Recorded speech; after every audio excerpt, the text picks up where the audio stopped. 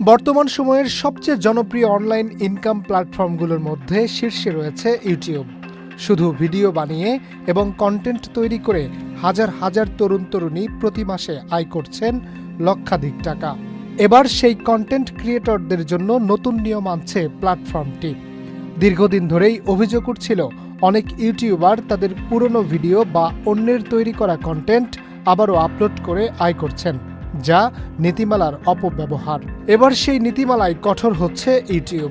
2025 সালের 15 জুলাই থেকে ইউটিউবাররা তাদের পুরনো ভিডিও দ্বিতীয়বার আপলোড করে আর আয় করতে পারবেন না, এমন সিদ্ধান্ত নিয়েছে গুগলের মালিকানাধীন এই প্ল্যাটফর্ম।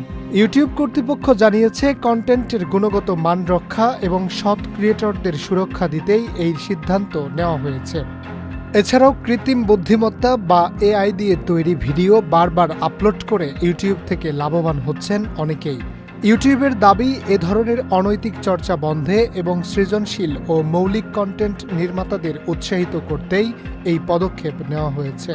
নতুন নিয়ম কার্যকর হলে ইউটিউব স্বয়ংক্রিয়ভাবে চিহ্নিত করবে পূর্বে আপলোড হওয়া ভিডিও এবং সেই ভিডিও থেকে বিজ্ঞাপন বা অন্যান্য আয়ের সুযোগ বন্ধ করে দিবে।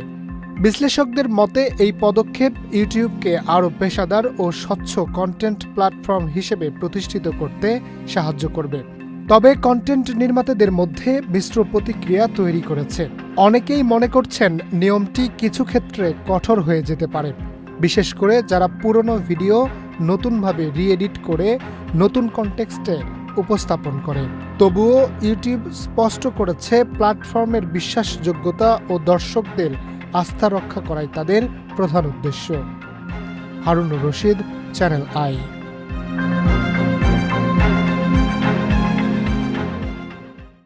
বান্ডেল থাকলে প্রতি সেনমানিতে টাকা বাঁচবে।